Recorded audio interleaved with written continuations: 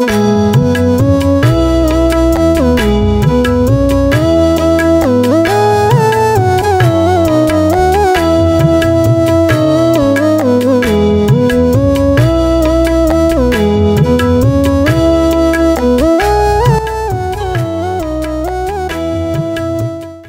brothers and sisters in the Lord, ప్రభునందు ప్రియమైన సహోదరి సహోదరులారా, today's verse for our meditation is taken from the book of Psalms 113 verse 2.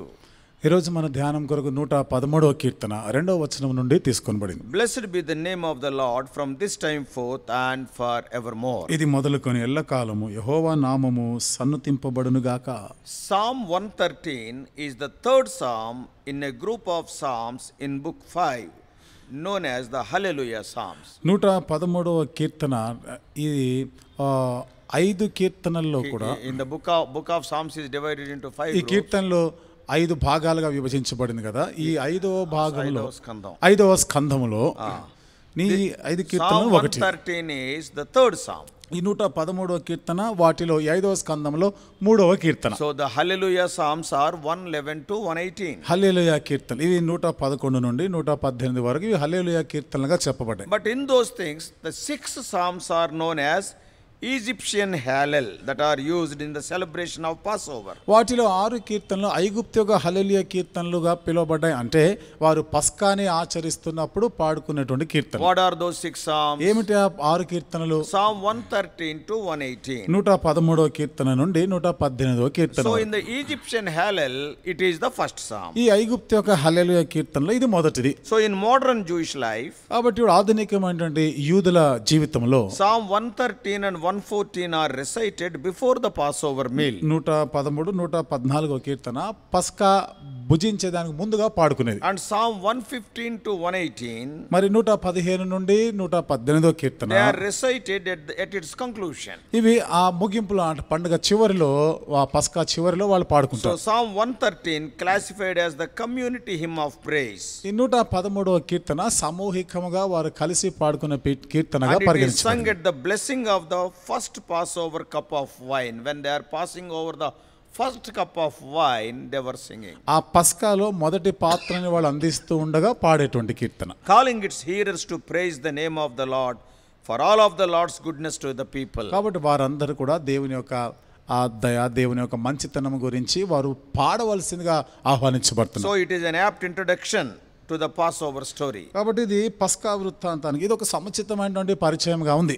And it is totally recounted in the next psalm, Psalm 114. మరి తర్వాతకి క్రింద కీర్తనలో 114వ కీర్తనలోనే మరలా వివరించబడింది. So 2 evenly divided stanzas make up Psalm 113. In Psalm 113, 2 stanzas are there. ఈ 113వ కీర్తన 2 చరణాలుగా మనం చూస్తున్నాం. Verses 1 to 4 1 నుండి 4 వరకు, and then verses 5 to 9. తర్వాత 5 నుండి 9 వరకు. And who is like the Lord our God in verse 5? 5వ వచనంలో మన దేవుడైన యెహోవాను పోలి ఉన్నవాడెవడు? That is the almost centerpiece of this psalm, connecting its 2 parts. ఇది కీర్తనలో మధ్య భాగంలో ఉంటూ పైన క్రింద ఆ భాగాలకి ఇది అనుసంధానంగా So ఉంటుంది. the psalm opens with hallelujah. కాబట్టి కీర్తన అనేది హల్లెలూయా అనే మాటతో It is a ఆరంభించబడుతుంది. command to the people to praise the Lord. దేవుని ప్రజలైన వారు యెహోవాను స్తుతించాలి అని ఆజ్ఞాపించబడుతున్నారు. Twice more in the opening verse, the command to praise is issued. మొదటి వచనంలో 2 పర్యాయాలుగా స్తుతించాలని ఆజ్ఞాపించబడతా ఉంది. First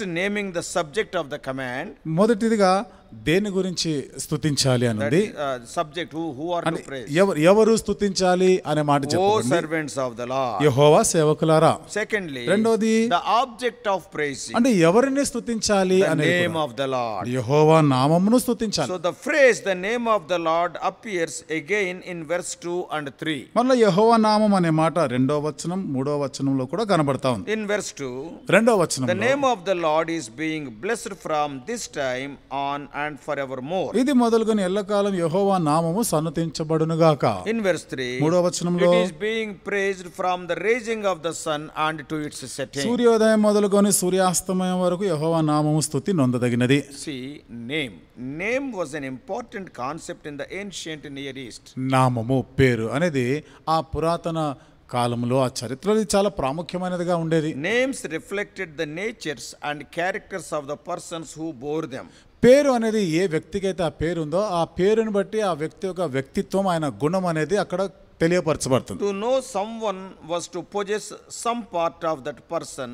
To speak a name was to speak someone or something into being. Suppose if you are telling a name, the name will speak about his character and conduct to some extent. మీరు ఒక పేరు చెప్తున్నారు, నామం గురించి చెప్తున్నారంటే కొంతవరకు ఆయన యొక్క గుణం, ఆయన వ్యక్తిత్వం గురించి కూడా ఆ పేరులో ఉంటుంది. The name Jacob means the usurps. Because he grabbed the Esau's heel at their birth, attempting to be the firstborn. యాకోబు అనేటువంటి పేరుకి లాక్కునేవాడు. ఎందుకంటే మనం చూస్తున్నాము జ్యేష్ఠత్వపు హక్కుని కావాలనుకున్నవాడు, తన ఏషా యొక్క మడమెను పట్టుకొని లాగినవాడుగా చూస్తున్నాం. That is what we read in Genesis 25:26. ఇది ఆదికాండం 25-26 అధ్యాయాల్లో మనం చూడొచ్చు. And he indeed usurps Esau later in life when he coerces Esau into selling to him his birthright, and when he tricks Isaac into giving him the blessing. ఆ తర్వాత నిజంగానే ఆయన ఏషావు యొక్క ఆ జ్యేష్ఠత్వ హక్కుని ఆయన లాక్కున్నవాడుగా చూస్తున్న ఒక పూట కూటి కొరకు. అట్లాగే ఇస్సాకు దగ్గరకు వచ్చి కూడా తన తండ్రి అని ఇస్సాకు దగ్గర కూడా ఆశీర్వాదాలను ఆయన మోసయుక్తంగా లాక్కున్నాడు. After the incident at the brook Jabbok, యబ్బోకు రేవు దగ్గర సంఘటన తర్వాత God changes Jacob's name to Israel. దేవుడు యాకోబు యొక్క పేరుని ఇశ్రాయేలు అనే పేరుగా మార్చాడు. In 32:28 of Genesis. ఆదికాండం 32వ అధ్యాయం 28వ వచనంలో. That means he has struggled with God. అనగా దేవునితో పోరాడినవాడు.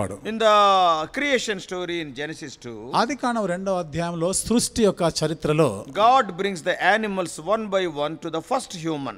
దేవుడు జంతువులన్నిటిని ఒక్కొక్కటిని మొదటి వ్యక్తి మానవుడి దగ్గరికి ఆయన రప్పించినాడు. We read అక్కడ మనం చదువుతాం in Genesis 2:19. ఆదికాండం 2వ అధ్యాయం 19వ వచనంలో. And whatever the human called every living creature, that was its name. కాబట్టి ఈ మనిషి వేటినైతే ఆ పేర్లు పెట్టి పిలిచి ఆదాము వాటికి ఏ పేరు పెట్టినాడో ఆ ప్రకారంగానే ఆ పేర్లతోనే పిలువబడుతున్నాయి. Here we have a wonderful picture of humanity working together with God as co-creator. ఇక్కడ మానవుడు దేవునితో కలిసి ఒక సృష్టికర్తగా దేవునితో కలిసి ఆ పని చేస్తున్నటువంటి ఒక చక్కని అద్భుతమైనటువంటి మానవత్వాన్ని చూస్తున్నాం. Naming brings the animals into being. పేర్లు పెట్టుట అనేది అవి జంతువులుగా ఆ పేరుతో అవి పిలువబడ్డాయి. ఇంకా A lion becomes a lion. సింహం అని చెప్పగానే అది సింహంగా పిలువబడుతుంది. A hippopotamus becomes a hippopotamus. నీటి గుర్రం అని చెప్పినప్పుడు అక్కడ నుండి అది నీటి గుర్రంగా పిలువబడుతుంది. An eagle becomes an eagle. పక్షిరాజు అని చెప్పినప్పుడు అక్కడ నుండి అది పక్షిరాజుగా పిలువబడుతుంది. In Exodus 3, నిర్గమకాండం 3వ అధ్యాయం Moses encounters God at the burning bush. అక్కడ మండుచున్న పొద దగ్గర మోషే దేవుణ్ణి ఎదుర్కొంటాడు. In that encounter, అక్కడ ఆ దేవుని సంధించినప్పుడు Moses replies to God's command to return to Egypt with seemingly simple request. దేవుడు మోషేకి ఆజ్ఞాపించగా మరలా నువ్వు ఐగుప్తుకు రావాలని దానికి స్పందనగా ఆయన ఒక చిన్న మనవి చేస్తున్నాడు. In Exodus 3:13, నిర్గమకాండం 3:13లో, if I come to the Israelites and say to them, the God of your ancestors has sent to me to you, and they ask me, what is his name? What shall I say to them? నేను ఇశ్రాయేలు యొద్దకు వెళ్ళి వారిని చూచి మీ పితరుల దేవుడు మీ యొద్దకు నన్ను పంపినని వారితో చెప్పగా వారు ఆయన పేరేమి అని అడిగినడలా వారితో నేను ఏమి చెప్పవలనని దేవుని అడిగాను. Moses asked for God's name. ఇక్కడ మోషే దేవుని పేరేమిటిదా అడుగుతున్నాడు. What does it mean? అంటే అర్థం ఏమిటి? What is the nature and character of God who is requesting such thing? అంటే దేవుని యొక్క ఆ గుణం ఏమిటిది, ఆయన యొక్క వ్యక్తిత్వం ఏమిటి, అది అడుగుతున్న వారి గురించి చెప్పబడతాం. So when you are asking what is your name, you are asking what is your character and conduct. నీ పేరేమి అని అడుగుతున్నామంటే నీ యొక్క వ్యక్తిత్వం ఏంటి, నీ ప్రవర్తన ఏమిటి అని అడుగుతున్నట్టు. In Exodus 20, నిర్గమకాండం 20వ అధ్యాయంలో God commanded the Israelites from Mount Sinai, దేవుడు ఇశ్రాయేలీయులని సీనాయి పర్వతం నుండి ఆజ్ఞాపించాడు. they are not to make wrongful use of God's name. దేవుని నామమును మీరు వ్యర్థముగా ఉచ్చరించదు, వ్యర్థముగా ఉపయోగించకూడదని ఆజ్ఞాపించాడు. The book of Deuteronomy tells us that ద్వితీయోపదేశకాండము దానికి ఏమని చెప్తుందంటే, God's name will dwell in the place of God's choosing in the land. దేవుని నామము అనేది దేవుడు ఏర్పరచుకున్న దేవుని ప్రజల మధ్య ఆ దేశంలో ఉంటుంది అనే పేరు. Later you can read Deuteronomy 12:5. ద్వితీయోపదేశకాండం 12వ అధ్యాయం 5వ వచనం మీరు తర్వాత చదవండి. చదవండి. Later you can read Deuteronomy 14th chapter 23 and 24. ద్వితీయోపదేశకాండం 14, 23, 24 వచనాలు కూడా మీరు తర్వాత Also you చదవండి. can read 16 too. 16వ అధ్యాయం 2వ వచనం కూడా మీరు చదవండి. And Psalm 8:1 states, 8వ కీర్తన 1వ వచనం ఈ రీతిగా చెప్తా O ఉంది. Lord, our sovereign, how majestic is your name in all the earth. చూడండి, భూలోకం అంతట్లో కూడా లోకమందంతటను నీ నామము ఎంత గొప్పది అంటారు. And 113 verse 4 says, 113వ కీర్తన 4వ వచనంలో the ఉంది. same what is written in Psalm 8:4 is echoed there. 8వ కీర్తన 4వ వచనంలో రాయబడినటువంటి ఆ మాటే మరలా ఇక్కడ ప్రతిధ్వనిస్తా ఉంది. The Lord is high above all nations and his glory above the heavens. యెహోవా అన్యజనులందరి ఎదుట మహోన్నతుడు, ఆయన మహిమ ఆకాశ విశాలమున వ్యాపించి ఉన్నది. The question in verse 5 is the center of Psalm 113. 5వ వచనంలో ఉన్నటువంటి ప్రశ్న 113వ కీర్తనకి కేంద్రంగా ఉంది. In the first 4 verses, a call to praise God is there with reasons to praise. మొదటి 4 వచనాల్లో దేవుని స్తుతించాలి, ఏ కారణాన్ని బట్టి ఆయన స్తుతించాలో అది కూడా చెప్పబడింది. The reasons are detailed from verses 6 to 9. కారణాలన్నీ కూడా 6 నుండి 9 వచనాల్లో వివరంగా చెప్పబడ్డాయి. The question is, ప్రశ్న ఏమిటంటే, who is like the Lord our God needs no answer. మన దేవుడు అనే యెహోవాను పోలి ఉన్నవాడు ఎవడు అనే దానికి ప్రత్యేకంగా జవాబు ఏమీ అవసరం The లేదు. answer is obvious. జవాబు అనేది స్పష్టంగానే ఉంది ఇక్కడ. Based on the description of the Lord that follows. ఆ తర్వాత దేవుని గురించిన వివరణ వర్ణనను బట్టి మనకు కనబడతా ఉంది. Verse 6 states that 6వ వచనం ఈ రీతిగా చెప్తా ఉంది. God is seated, that is literally dwells on high. దేవుడు ఉన్నత స్థలముల పైన ఆసీనుడు, అక్షరార్థంగా ఆసీనుడై Yet ఉన్నాడు. God looks down on the heavens and also the earth. ఆయన భూమి ఆకాశములను వంగి చూడని In అనుగ్రహిస్తున్నాడు. verses 7 and 8, 7, 8 వచనాల్లో God raises up from the dust and lifts up from the ash heap.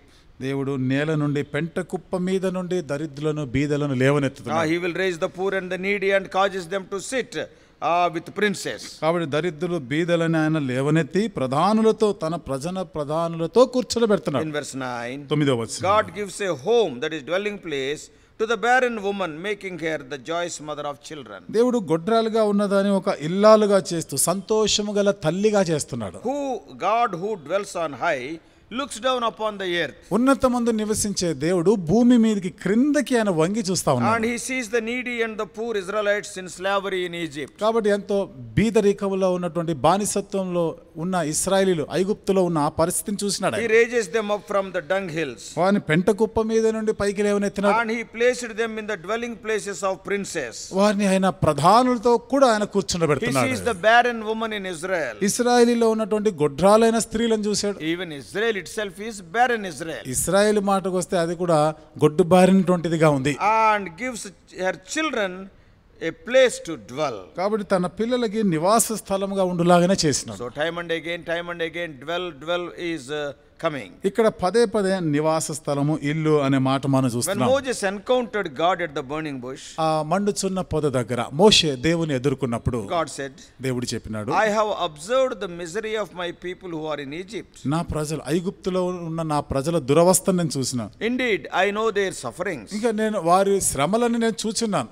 In Exodus, నిర్గమకాండంలో 3rd chapter, 3వ అధ్యాయంలో in verses 7 and 8, these are written. 7, 8 వచనాల్లో ఈ సంగతులు రాయబడి I ఉన్నాయి. have come down to deliver them and bring them up out of the land to a good and broad land. కాబట్టి నేను వారిని ఒక మంచి దేశమునకు, విశాలమైనటువంటి దేశమునకు నేను వారిని నడిపించడానికి దిగి వచ్చానంట. So a dwelling place, a homeland, was the ultimate promise of God to the children of Israel. నివాస స్థలము, నివసించడానికి యోగ్యమైన స్థలము వాగ్దానం చేస్తున్నారు దేవుడు ఇశ్రాయేలు ప్రజలకి. What many commentators will do, చాలా మంది వ్యాఖ్యానకర్తలు ఏం చేస్తారంటే, they will connect Psalm 113 verses 5, 7, 8, 9, 113వ Keerthana 5, 7, 8, 9 వచనాలని and they will connect them with the verses 2, 5 and 8 of Hannah's song. వాటిని హన్నా కీర్తనలో 2, 5, 8 వచనాలతో వారు పోలుస్తూ చెప్తారు. Yeah, Hannah's song is in 1 Samuel chapter 2. Hannah పాడిన పాట మొదటి సమూయేలు గ్రంథం 2వ అధ్యాయంలో మనకు Yeah, కనబడుతుంది. Hannah sings there to the Holy One, the rock. అక్కడ హన్నా పరిశుద్ధ దేవుడు ఆశ్రయ దుర్గమని పాడుతూ ఉంటుంది. Because it is written, the barren has born 7. ఎందుకంటే ఇక్కడ గొడ్రాలి 7 కుమారులను కన్నదని 5వ వచనంలో And చెప్పబడింది. because the Lord raises up the poor from the dust, he lifts the needy from the ash heap to make them sit with princes. Verse 8. 8వ వచనంలో మనం చూస్తాం, దరిద్రులను అధికారులతో కూర్చునిబెట్టుటకు మహిమగల సింహాసనం స్వతంత్రింపజేయుటకును వారిని మంటిలో నుండి ఎత్తువాడు ఆయనే. The story of God's care for Hannah thus becomes a model for God's care for Israel. Hannah విషయంలో దేవుని యొక్క పట్టింపు గురించి మనం చూస్తే అది ఇశ్రాయేలీయుల గురించి దేవుడు ఎంతగా పట్టించుకున్నాడు అనేది ఈ చరిత్రలో చూస్తున్నాం. Psalm 113 ends with the same word with which it begins, that is hallelujah. 113వ కీర్తన ఆ మాటతోనే ముగించబడతా ఉంది. అంటే ఏ మాటతో ఆరంభించబడిందో హల్లెలూయా అనే మాటతో So ఆరంభించబడింది, అట్లాగే it is ముగించబడుతుంది. forming a frame of praise around the words of the psalm. కాబట్టి ఈ కీర్తన ఈ పాటల చుట్టూ కూడా అదొక చట్టంలాగా చేస్తా ఉంది. So Psalm 113 is a hymn calling a community of believers to praise a transcendent God who cares enough for humankind to look down and reach down.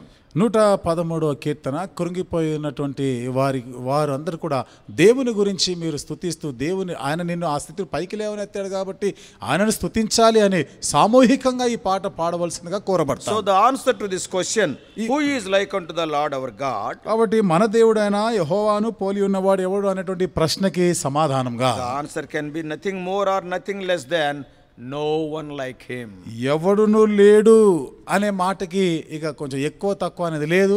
ఎవరును ఆయనను పోలి ఉన్నవాడు So లేడు. may God help us to understand the greatness of God this morning. ఈ ఉదయకాలం దేవుని యొక్క గొప్పతనాన్ని మనం అందరం అర్థం చేసుకునేలాగా దేవుడు మనకు సహాయం చేయనుగా. And help us to worship him and praise him all the days of our life. మన జీవిత కాలం అంతా కూడా దేవుని స్తుతిస్తూ ఆరాధిస్తుండులాగా దేవుడు Let చేయనుగా. the experience of the psalmist and Hannah becomes our experience. కీర్తనకారుడి అనుభవం హన్నా యొక్క అనుభవమే మన అనుభవంగా మార్చునుగా. Let us pray. ప్రార్థన చేసుకో.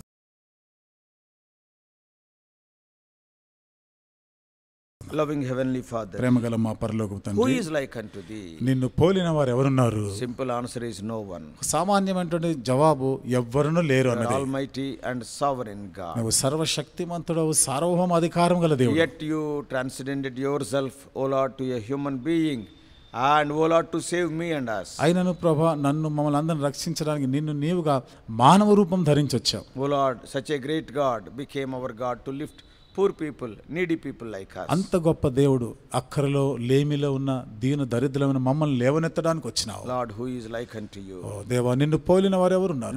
No one. You are unique. ఎవరు లేరు, నువ్వు అసమానమైన దేవుడు. O Lord, we thank you for your love. దేవా, నీ ప్రేమను బట్టి వందనం Thank చెల్లిస్తున్నాం. you for choosing us to be thy children forever and ever. మేము ఎన్నటికీ నీ పిల్లలుగా ఉండాలని మీరు ఎంపిక చేసుకున్నందుకు వందనాలు O చెల్లిస్తున్నాం. Lord, every one of us who are hearing this may understand thy love. ఈ మాటలు వింటున్న ప్రతి ఒక్కరిమే మీ ప్రేమను అర్థం చేసుకుందరుగాక. Help us to be the true worshippers. ప్రభా, యథార్థంగా నిన్ను ఆరాధించేవారుగా చేయండి. We do pray in the, O Lord, unique name of our Lord and Savior Jesus Christ. మా ప్రభువును రక్షకుడైన యేసుక్రీస్తు వారి అసమానమైన నామంలో ప్రార్థించి వేడుకుంటున్నాము.